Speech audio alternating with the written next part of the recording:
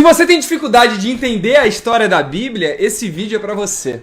E aí, se você tá me escutando agora, quer dizer que você vive na Terra. E tem várias coisas legais por aqui, né? Mas por que isso tudo existe? A Bíblia explica o porquê. No começo de tudo, antes de existir qualquer coisa, antes de existir qualquer lugar, antes de existir qualquer tempo, Deus existiu. Deus sempre existiu, sempre existe e sempre vai existir. E Deus não precisa criar nada pra ser mais poderoso ou mais glorioso. Mas mesmo assim, ele decide criar a Terra.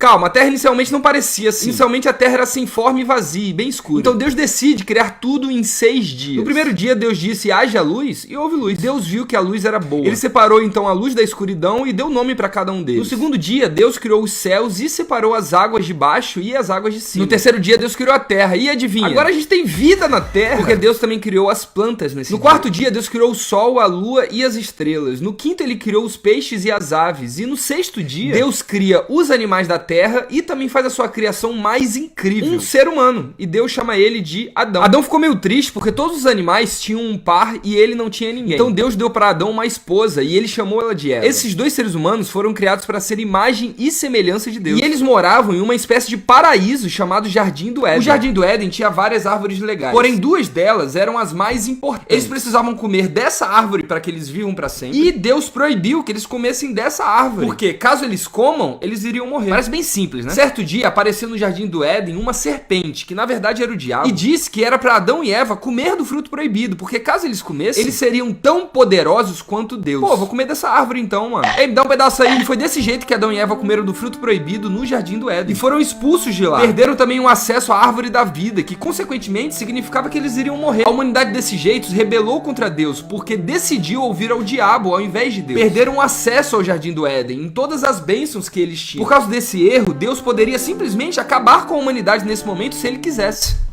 Mas ele não quis. Pelo contrário, Deus prometeu que um dia o diabo seria destruído por um descendente de Adão e Eva. Quem que é esse descendente? Talvez seja um dos filhos de Adão e Eva. Eles tiveram 2 filhos, chamados Caim e Abel. Caim ficou com raiva de Abel, porque Abel foi aceito por Deus e ele não. Deus, vendo isso, disse pra Caim resistir ao pecado, senão ele iria fazer besteira. E adivinha? Ele fez besteira. Caim matou Abel. E por que ele fez isso? Infelizmente, o pecado de Adão e Eva não só afetava eles, como também afetava toda a sua descendência, fazendo com que toda a humanidade nasça em pecado, porque nasceu de Adão e Eva. A humanidade então começou a se multiplicar e o pecado começou a se multiplicar também. Chega! Para que a humanidade não se destrua completamente, Deus decide então escolher a pessoa que era menos pecadora, um cara chamado Noé. Ele era um pecador, mas ele também tinha fé em Deus. Deus mandou Noé construir uma arca para ele e sua família, porque ele iria mandar um dilúvio para destruir toda a humanidade. Quando o dilúvio passou, Deus criou um arco-íris para prometer que ele nunca mais faria isso de novo. A humanidade então volta a se multiplicar, mas agora elas não eram tão pecadoras iguais às que foram destruídas no dilúvio. Porém, elas ainda assim eram pecadoras. Tanto é que várias delas se rebelaram contra Deus e construíram uma torre para tentar chegar no céu. Deus então impede essa rebelião, confundindo as pessoas com diferentes línguas. Do nada as pessoas começaram a falar The books on the table, ou tu parler français, ligado? Por causa disso, o mundo agora tem diferentes nações com diferentes línguas. E cada nação começou a inventar para si um próprio Deus para adorar. Só que nenhum desses deuses é o Deus verdadeiro. Então Deus decide chamar um cara chamado Abraão para ser o pai do povo escolhido e da nação escolhida de Deus. E Deus coloca na aliança dele que o descendente que irá redimir o mundo inteiro iria vir a esse mundo através dessa nação. Deus promete para Abraão também que ele terá tantos descendentes quanto as estrelas do céu. Quando Deus disse isso para Abraão, Abraão disse: mano, como isso é possível? Minha esposa é uma velha. Apesar disso, Abraão teve fé em Deus. Isso então significa que Abraão é o escolhido por Deus que irá vencer Satanás? Infelizmente não, porque Abraão pecou diversas vezes na sua vida. Abraão então teve vários filhos. Esse filho aqui lutou com Deus no deserto. E por causa disso, Deus mudou o nome dele para Israel, que significa literalmente aquele que lutou com Deus. Os filhos desse cara se tornaram então as 12 tribos de Israel. E mano, se você acha que sua família é disfuncional e maluca, é porque você não conhece a família de Israel. Essa família é tão doida que os filhos de Israel mandaram o próprio irmão José para ser escravo no Egito. Só que Deus estava com José e fez José, de escravo do Egito, se transformar em governador do Egito. José era um ótimo governador e o Egito amava ele. Por causa disso, José conseguiu trazer toda a sua família para morar com ele. E Deus foi glorificado com isso e ficou tudo bem. O tempo se passou e José do Egito morreu de velhice. E os seus descendentes começaram a se multiplicar. O faraó do Egito não gostou nada disso. Por causa disso, decidiu escravizar o povo de Israel. E eles ficaram muito tristes e pediram que Deus os salvasse. E Deus decide fazer isso. Como? Levantando um líder em Israel chamado Moisés. Certo dia, Deus apareceu para Moisés e mandou ele libertar o povo de Israel da escravidão do Egito. Moisés então chegou pro faraó e disse: liberta aí o povo de Israel. Não. Deus então dá para Moisés a habilidade de mandar pragas pro Egito. Moisés então voltou pro faraó e disse: liberta aí o povo de Israel, senão o rio vai virar sangue. Não. Senão vai ter uma infestação de rã. Não. Mosquitos. Não. Moscas. Não. Doenças nos animais. Não. Doenças. Não. Vai chover granizo. Não. Gafanhoto. Não. Vai ficar tudo escuro por 3 dias. Não. Liberta meu povo, senão os filhos mais velhos de todos os egípcios vão morrer. Não. Então o filho mais velho dos egípcios morreram. E o faraó então decidiu libertar os israelitas. Então os israelitas fugiram do Egito, mas quando eles estavam fugindo, o faraó mudou de ideia e decidiu perseguir eles para trazê-los de volta. Os israelitas então chegaram no Mar Vermelho e os egípcios falaram: ah, vocês estão sem saída! Certeza? Deus usou Moisés para abrir o Mar Vermelho para o povo de Israel passar. Quando os egípcios passaram, o mar se fechou e todos morreram. O povo de Israel então começou a viajar rumo à terra prometida, que era uma terra que Deus prometeu que daria aos descendentes de Abraão. Eles pararam para descansar numa montanha chamada Monte Sinai. E Deus decidiu dar para Israel uma lei para que eles seguissem. Moisés foi subir então para falar com Deus, mas antes disso, Moisés falou: pelo amor de Deus, vocês não vão adorar um falso Deus enquanto eu estiver lá em cima, né? Não, vamos não, mano.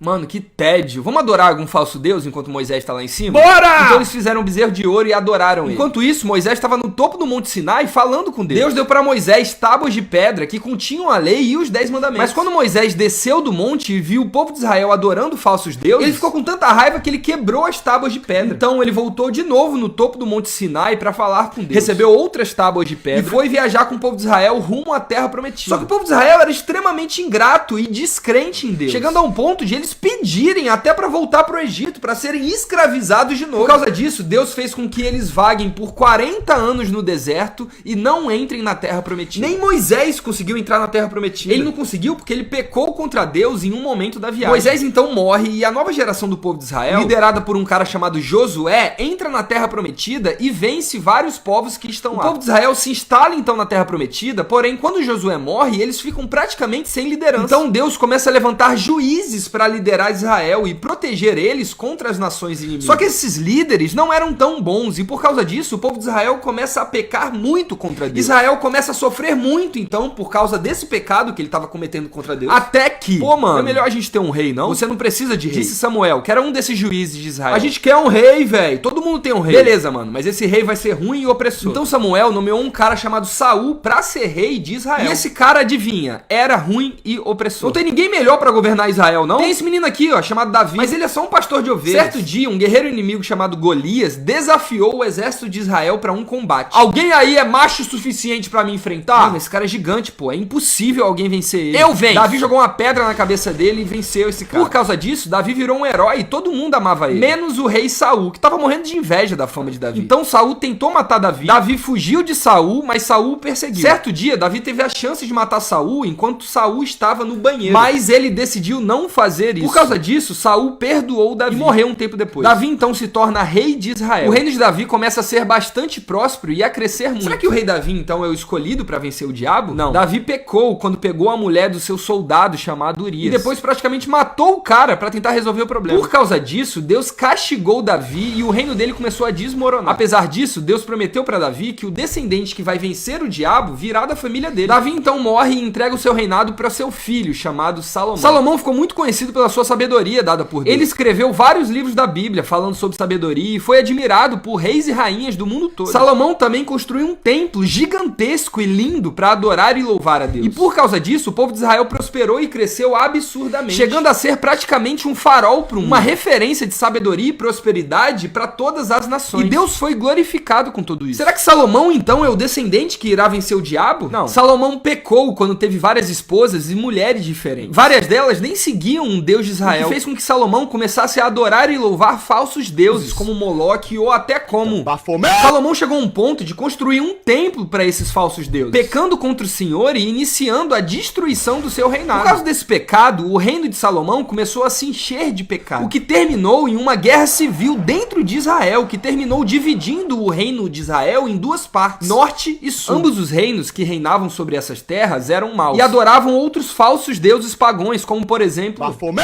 Mas nem tudo estava perdido em Israel, porque Deus levantava naquela época grandes profetas, como Elias e Isaías, por exemplo, para avisar ao povo que eles deveriam se arrepender e voltar a Deus. E mesmo quando o povo de Israel estava usando o templo de Deus para adorar outros deuses, Deus não abandonou o seu povo, apesar de não concordar com o seu pecado. Só que o povo de Israel não escutou a Deus, e por causa do seu pecado, o povo de Israel foi invadido por povos inimigos, como os assírios, que invadiram o reino do norte, e os babilônios, que invadiram o reino do sul. Em uma dessas invasões, inclusive, os babilônios destruíram o templo de Salomão e levaram todo o povo de Israel exilado para a cidade babilônica. Algum tempo depois, o povo de Israel foi liberto do exílio babilônico e voltaram assim para a terra prometida para reconstruir o templo de Israel. Talvez agora o descendente virá, né, e destruirá o diabo. Então eles reconstruíram o templo de Israel. Vai dar tudo certo.